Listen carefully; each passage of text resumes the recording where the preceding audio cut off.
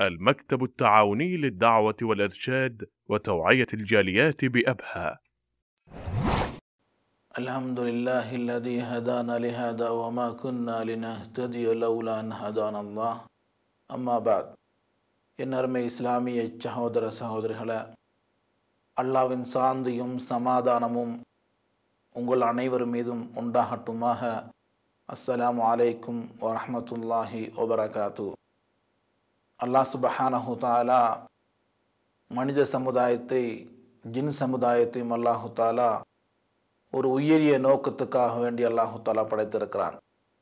அல்லாஹ் சுப்ஹானஹு தஆலா தன்னுடைய திருமறையிலே குறிப்பிடும் பொழுது, ஒமா ஹலக்துல் ஜின்ன வல் இன்ச இல்லா லியஅபுதூன், மனித சமுதாயத்தையும் ஜின் சமுதாயத்தையும் என்னை வணங்குவதற்காகவே அன்றி நான் படைக்கவில்லை என்று அல்லாஹ் சுப்ஹானஹு தஆலா திருமறையிலே சொல்லி காட்டுகிறான்.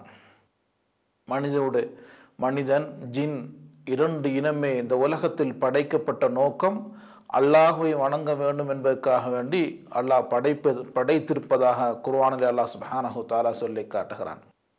இந்த சந்தர்ப்பத்திலே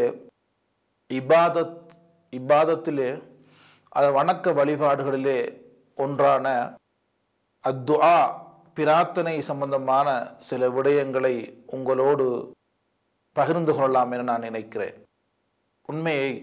உண்மையிலேயே இந்த பிரார்த்தனையை பொறுத்தவரையில் அல்லாஹ்விடத்தில் எங்களுடைய தேவைகளை கேட்டு பெற்றுக்கொள்கிற ஒரு முறையாகவே இந்த துஆ அமைகிறது. நபி ஸல்லல்லாஹு அலைஹி வஸல்லம் குறிப்பிடுகிறார்கள், அத்துஆ ஹுவல் இபாதா, துஆ என்பது ஒரு வணக்க வழிபாடு என்று சொல்லி காட்டினார்கள். அல்லாஹ் சுப்ஹானஹு தஆலா மனித சமுதாயத்தை இபாதத்துக்காக வேண்டி, தன்னை வணங்குவதற்காக வேண்டி படைத்திருக்கிறான். அந்த வணக்க வழிபாடுகளிலே ஒன்றாக நபி ஸல்லல்லாஹு அலைஹி வஸல்லம் இந்த துஆ, பிரார்த்தனைன்னு சொல்லக்கூடிய துஆவை ஸல்லல்லாஹு அலைஹி வஸல்லம் அறிமுகப்படுத்தியிருக்கிறார்கள், சொல்லி தந்திருக்கிறார்கள்.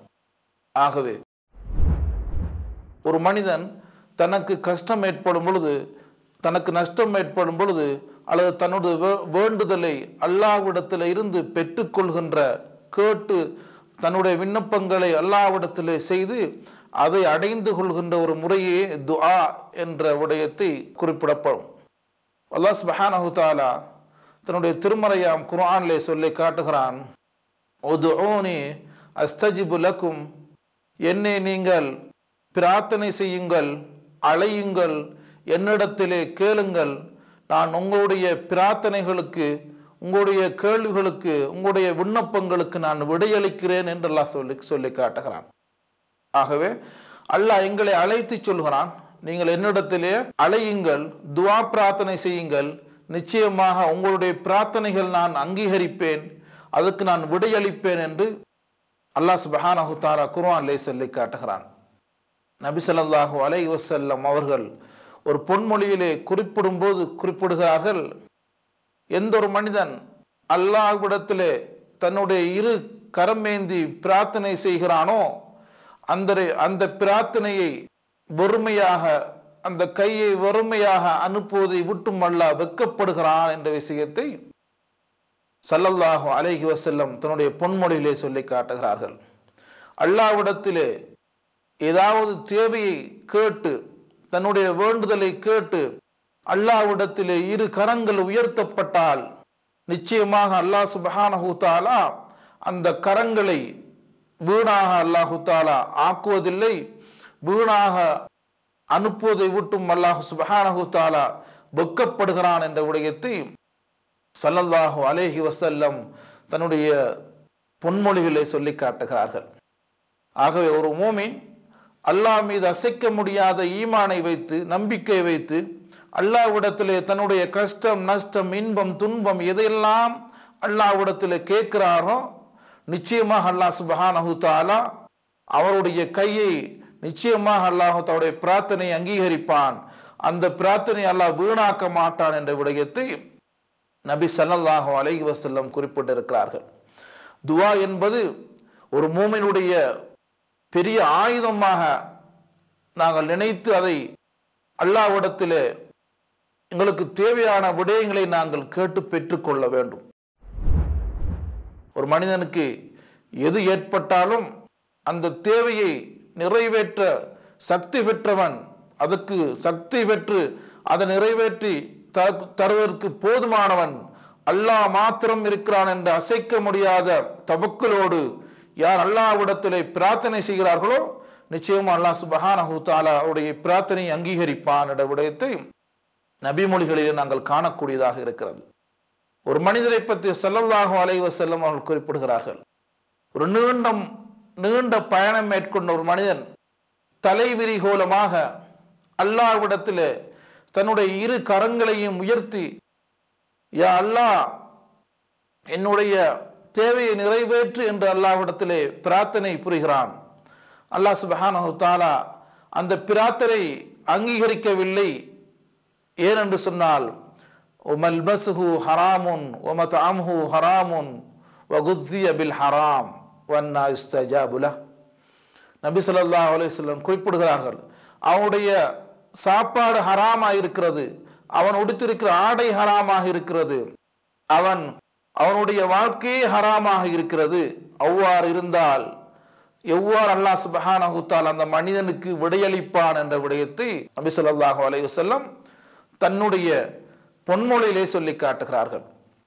பொதுவாகவே ஒரு மனிதன் அல்லாஹ்விடத்திலே பிரார்த்தனை செய்யும் பொழுது அந்த பிரார்த்தனை தூய்மையானதாக இருக்க வேண்டும்.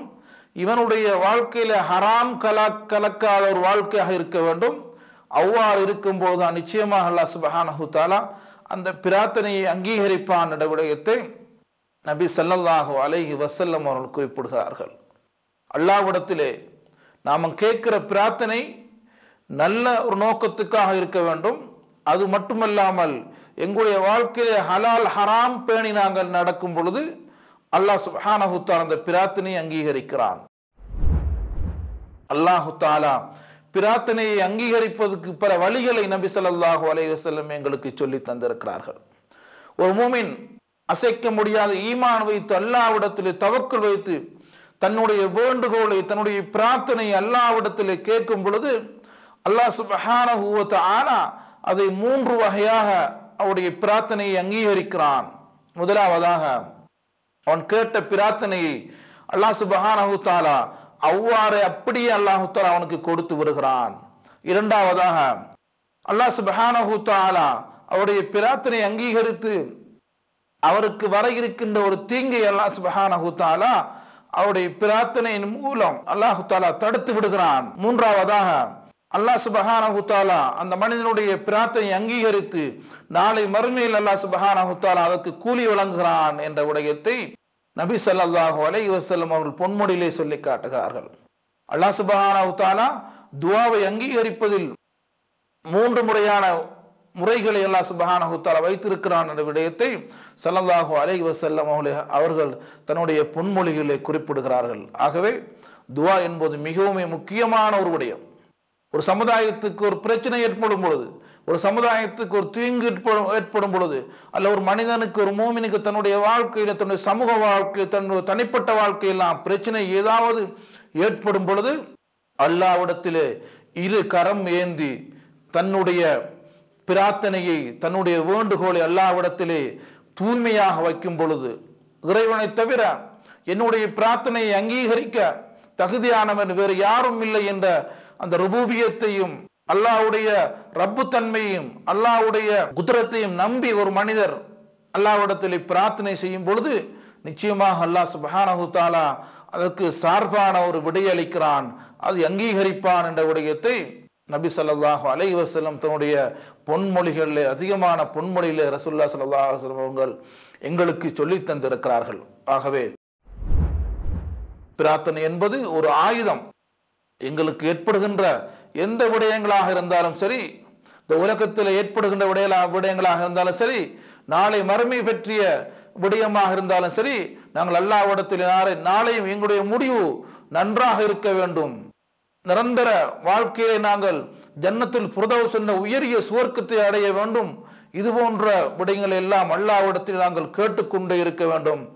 மறுமை வாழ்க்கை, துன்யாவுடைய வாழ்க்கை, எல்லா வாழ்க்கை பற்றிய விடயங்களையும் நாம் அல்லாஹ்விடத்திலே பிரார்த்தனை செய்து எங்களுடைய வாழ்க்கையை லேசுபடுத்துகின்ற ஒரு அமைப்பை அல்லாஹு தஆலா எங்களுக்கு ஏற்படுத்தி தர வேண்டும் என்ற விடயத்தை அல்லாஹ்விடத்திலே நாங்கள் பிரார்த்தனையாக துஆவாக நாங்கள் எப்பொழுதுமே கேட்டுக்கொண்டே இருக்க வேண்டும் என்ற விடயத்தை நபி ஸல்லல்லாஹு அலைஹி வஸல்லம் எங்களுக்கு நிறைய விடயங்களில் உபதேசமாக சொல்லியிருக்கிறார்கள்.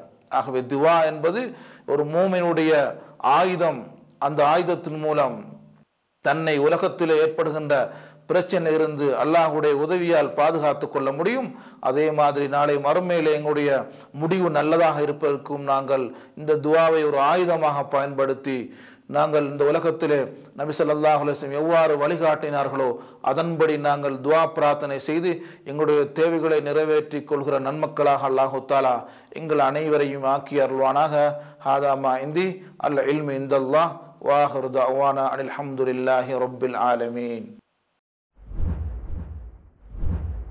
ونحمل هم هدي الجاليات بآيات الكتاب البينات بها كم أبصروا سبل النجاة فضجوا بالشهادة ناطقين